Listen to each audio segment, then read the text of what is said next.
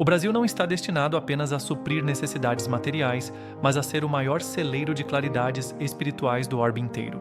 No século XIV, Jesus observou a incompreensão dos homens e decidiu transplantar a árvore do seu evangelho para terras novas.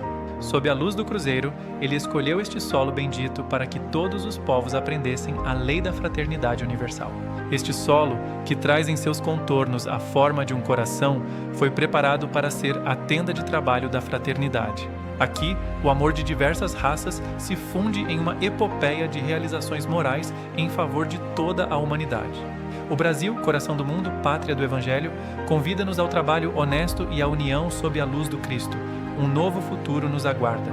A missão do Brasil vai além do material. Enquanto Humboldt viu o Brasil como celeiro do mundo e riqueza econômica, a visão espiritual apresentada aqui afirma que o Brasil é destinado a ser o maior celeiro de claridades espirituais, um centro de fé, esperança e amor fraternal para toda a humanidade. O Evangelho é a base, não a religião. O Evangelho aqui não é dogma ou instituição, é prática viva. Amor, caridade, fraternidade, humildade e serviço ao próximo. Jesus transplantou essa árvore no Brasil para que floresça em obras de amor.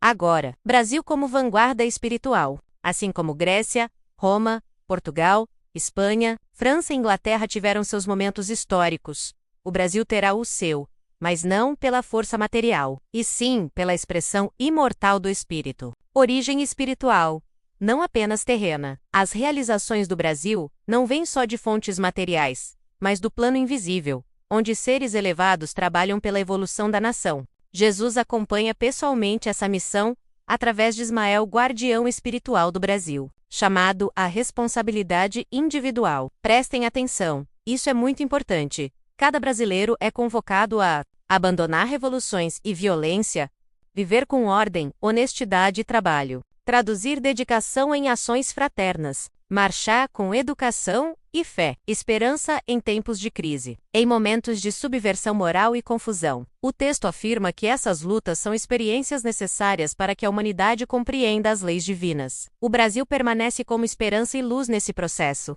É uma responsabilidade espiritual. Ser exemplo vivo do Evangelho na prática, irmanando-se em fraternidade e paz, e marchando sempre com fé e educação em direção à sua grandeza imperecível. A decepção de Jesus com o Ocidente século XIV.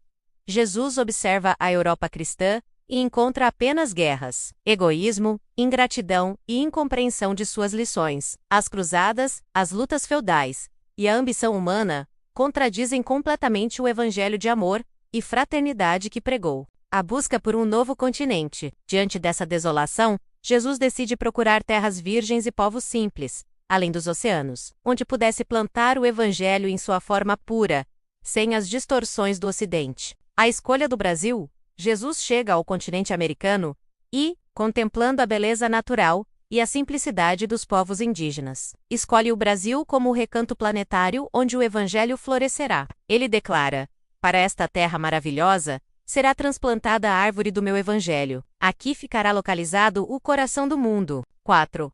A missão de Eliú e Ismael. Jesus encarrega seu mensageiro, Eliú, de se corporificar na terra para guiar a expansão portuguesa, além dos mares, preparar o caminho para a formação do Brasil, coordenar a vinda de espíritos purificados, sim, a formação do povo brasileiro. Jesus ordena a reencarnação de espíritos já purificados entre povos humildes europeus, portugueses. Almas bem-aventuradas entre povos africanos oprimidos, povos indígenas simples já presentes na terra. Essa mistura de raças e espíritos formaria o pedestal de solidariedade necessário para a nação fraternal. Eliú é encarnado o infante de Sagraz, em 1394. Eliú se corporifica como infante Dom Henrique de Sagraz, filho de Dom João I, que promove as navegações portuguesas e abre os caminhos para o Brasil. O Brasil como símbolo geográfico. O Brasil, muito antes do Tratado de Tordesilhas, 1494, já trazia a forma geográfica de um coração, símbolo de sua missão de ser o centro espiritual do mundo. A promessa final: o Brasil será o lugar onde todos os povos da terra confraternizam. A lei da fraternidade universal é aprendida. O Evangelho é vivido na prática. Não apenas pregado, a obra imortal do Cristo se realiza nos séculos futuros. Mensagem central: O Brasil não é acidental. É uma escolha divina, preparada espiritualmente séculos antes de sua descoberta, para ser o coração do mundo, um espaço onde o evangelho de amor, fraternidade e solidariedade finalmente floresceria em sua forma pura. Coração do mundo não é elogio, e sim, um chamado. O livro Brasil, Coração do Mundo, Pátria do Evangelho, psicografado por Chico Xavier e atribuído a Humberto de Campos, não fala disso como um enfeite bonito. Ele fala como direção, como compromisso. Ser pátria do Evangelho, nessa visão, não é ganhar um troféu espiritual, é carregar uma tarefa, muitas vezes silenciosa, muitas vezes sem aplauso. É lembrar, mesmo quando a vida pesa menos, que existe um caminho maior, o caminho do Cristo, um caminho que não se mede por discurso, mas por atitude, caridade, compaixão, perdão, fraternidade, serviço. E aqui nasce uma verdade que toca fundo. Talvez evangelho não seja bandeira, talvez seja postura, talvez não seja fala bonita, talvez seja a vida vivida. Um país feito para acolher e recomeçar. A narrativa espiritual fala de um Brasil sonhado antes mesmo de 1500, uma terra preparada para reunir gente do mundo inteiro. Espíritos em busca de recomeço, pessoas trazendo histórias difíceis, aprendizados, quedas e novos começos. Talvez por isso a nossa cara seja mistura. Tantas culturas, tantos jeitos diferentes convivendo lado a lado. Como se a diversidade fosse uma escola aberta, ensinando, diariamente, que ninguém é maior por ser diferente, e que paz se aprende praticando convivência. Sim, nossa história tem sombras, tem dor, exploração e feridas que ainda latejam. Mas mesmo assim, existiram mãos que semearam luz, pessoas simples, anônimas, missionárias do bem no cotidiano, gente que, sem palco e sem discurso, fez da vida um altar de caridade. A força que não domina, a força que consola. Essa visão não descreve o Brasil como potência de guerra, nem como império de riqueza. Ela fala de outro tipo de poder, o poder moral, o poder de acolher, o poder de dividir o pouco, o poder de oferecer água, comida, abraço, ouvido, oração, o poder de estender a mão, antes de perguntar: de que lado você está? E quem vive aqui sabe.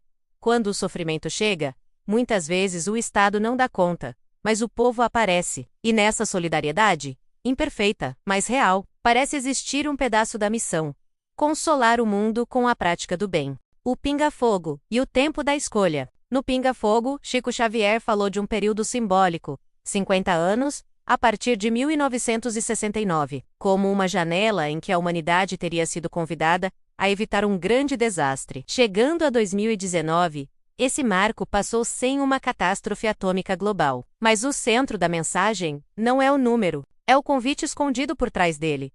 Existe um tempo em que a vida nos chama, e precisamos decidir amadurecer. Decidir mudar por dentro. Decidir o que vamos alimentar, o medo ou o amor. Divaldo e o Brasil. Como berço de esperança, Divaldo Franco reforça uma ideia forte. Muitos espíritos reunidos no Brasil estariam aqui como parte de um grande aprendizado coletivo, um campo de renovação para quem precisa recomeçar moralmente. Isso muda o olhar. Talvez o Brasil não seja o melhor, talvez seja o mais convocado, não por superioridade, mas por oportunidade. E oportunidade sempre cobra um preço: mudança de mentalidade, reforma íntima, responsabilidade espiritual. Afinal, pátria do Evangelho é sobre qual religião? Aqui, a resposta pode ser simples e, ao mesmo tempo, libertadora.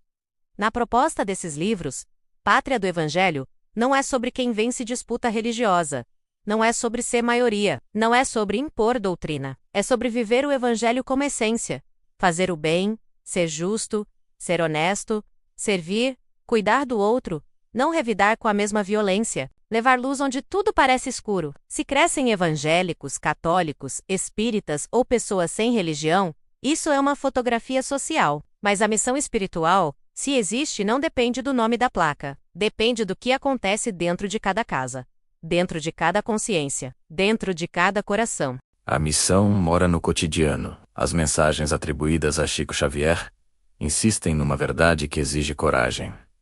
Não existe destino coletivo sem compromisso individual. O Brasil só será a pátria do Evangelho se cada pessoa decidir, na intimidade da própria vida, ser honesto quando ninguém está olhando, perdoar quando é mais fácil odiar, Ajudar, sem humilhar. Respeitar o diferente. Transformar o lar em um lugar de paz. Escolher palavras que levantam, não que destroem. A missão não mora no alto, mora no chão, na fila do posto, no ônibus lotado, no trabalho cansativo, no lar, no cuidado com uma criança, na forma como tratamos quem não pode nos retribuir. Conclusão: o Evangelho como vida, não como bandeira. Talvez seja isso que o título queria dizer desde o começo. Que o Brasil pode ser pátria do Evangelho, não por ser perfeito, mas por ser chamado a viver, na prática, a mensagem do Cristo. Não como discurso, não como guerra de crenças, mas como vida, e fica, por fim, a frase atribuída a Chico Xavier, como abraço e convite. Ninguém pode voltar atrás e fazer um novo começo, mas qualquer um pode começar agora e fazer um novo final.